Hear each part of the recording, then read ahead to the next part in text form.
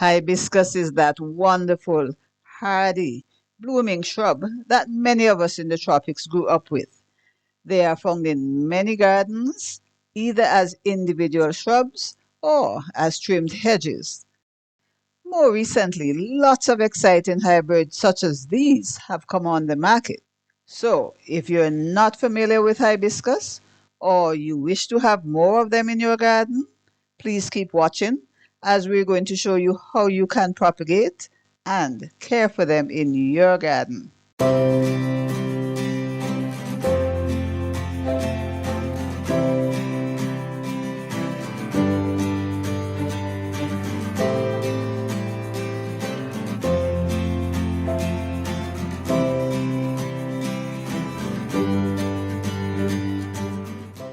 Hi, welcome to the Calyx Services Garden. I am Thelma.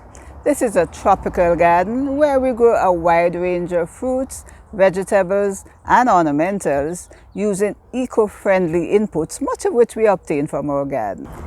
If you're new to our channel, please keep visiting, and if you like what you see, consider subscribing. Now on to the topic of hibiscus. Now these glorious, wonderful, lively flowers. We have 5 varieties on this ledge here in the garden. This very nice bright yellow, and next to it there is a vibrant double ruffled red, and coming up next to the red is a very nice delicate lilac. The 4th one is a white with a very vibrant red throat. And the 5th variety has this very nice ruffled peach flowers. Because their primary reason for being in this location is to provide some amount of sun protection, we have allowed them to grow as tall as you see here. I would think some of them, especially that white one with the red throat, is at least 12 feet in the air. But I'm sure there are those of you who would prefer a much bushier, compact hibiscus growing whether in your garden beds or in pots, and that's why we decided to do a series on hibiscus. And in this, the first video in the series, we're going to discuss the general growing requirements of hibiscus and how to propagate them. So please come along with me. Let's take a look at the growing requirements first. The hibiscus varieties you see here in the Calyx garden all belong to the group Hibiscus rosa sinensis. These are adapted to tropical conditions and are very heat tolerant. They grow well in full to partial shade and they bloom year-round. In cooler climates, they are treated as indoor plants because they definitely do not survive outdoors in the winter. One type of hibiscus that tolerates cooler climate is the Rose of Sharon you see here. They thrive in temperatures from 60 to 90 degrees Fahrenheit, but can also tolerate temperatures as low as 20 degrees Fahrenheit. These two are growing in the Calyx garden, and yes, they are beautiful, but they do tend to get rather droopy during the warmer months.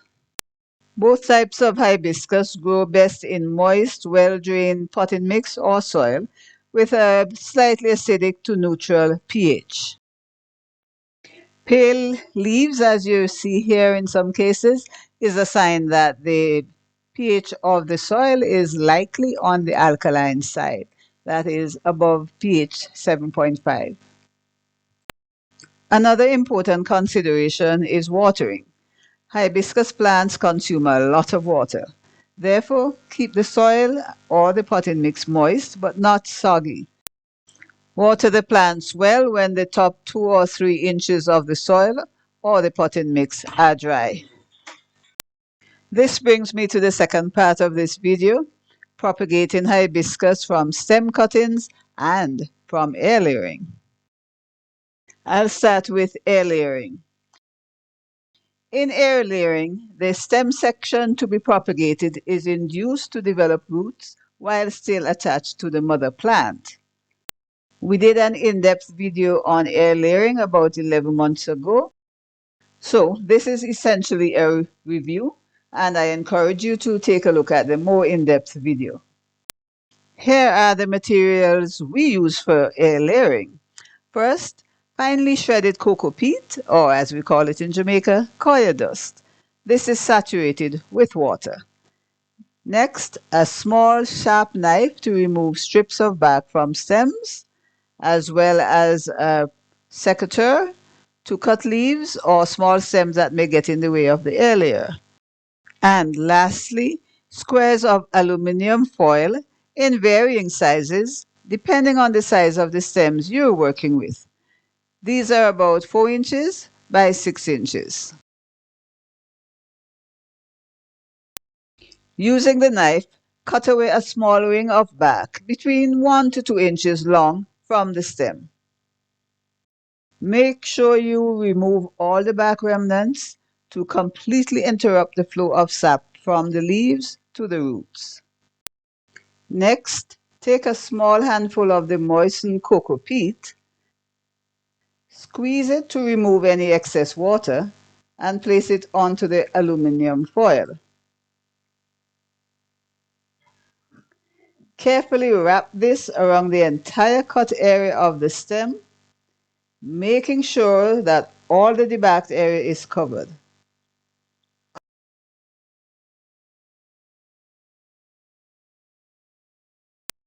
Close the pouch and squeeze in place. Make sure the two ends of the pouch are tightly attached to the stem. Keep the mother plant supplied with sufficient water during the entire rooting period, which usually takes anywhere between 6 to 8 weeks for us under our conditions. This is an example of good root development in the pouch after 7 weeks. We potted it out, and here it is 10 months later, serving as the stock plant for our demonstration on stem cutting.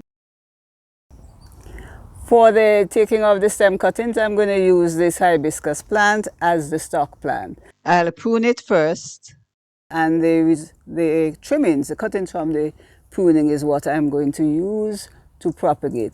So I'm going to start at this point here where there is a nice collection of healthy shoots.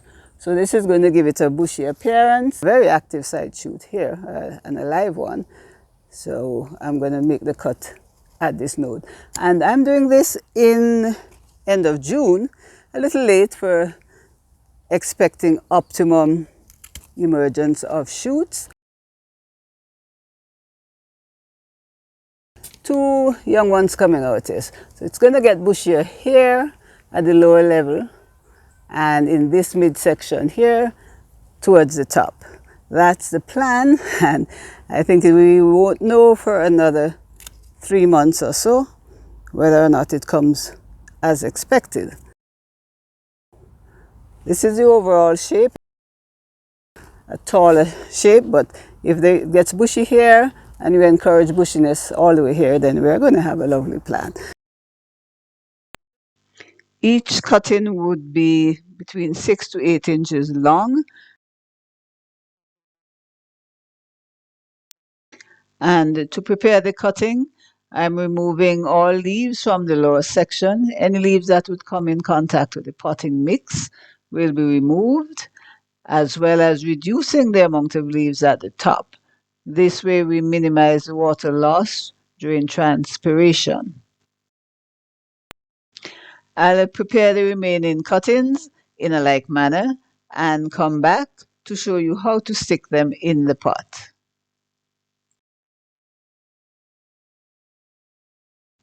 And here they are, all fully trimmed. We have 8 stem tip cuttings, 4 semi-hardwood cuttings, and 4 cuttings from the Rose of Sharon plant. See how much smaller they are? I'll place the cuttings in water so that they remain hydrated until I'm ready to apply the rooting hormone and to stick them in the pot. These are 4-inch pots, and I've already filled them with the damp rooting medium. I'm now coating the bottom of the cuttings with cinnamon powder, which I'm using as a rooting hormone. It works for me and it is readily available and inexpensive.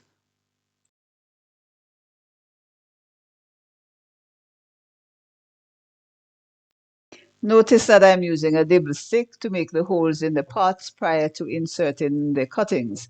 This is because I want to minimize the amount of cinnamon powder that would be rubbed off of the cuttings, as well as to avoid damaging the cuttings. I firm the cuttings in place as I insert them. I'll complete the others and water them before placing them in the humid chamber. And I'm using a plastic storage container with a lid as our humid chamber. A little water in the bottom helps to keep the humidity high. I'll fill it with the plants and close the lid and keep it in a protected area that gets bright but indirect light. This brings me to the end of our first video on hibiscus. And yes, I always like to start a demo series with propagation.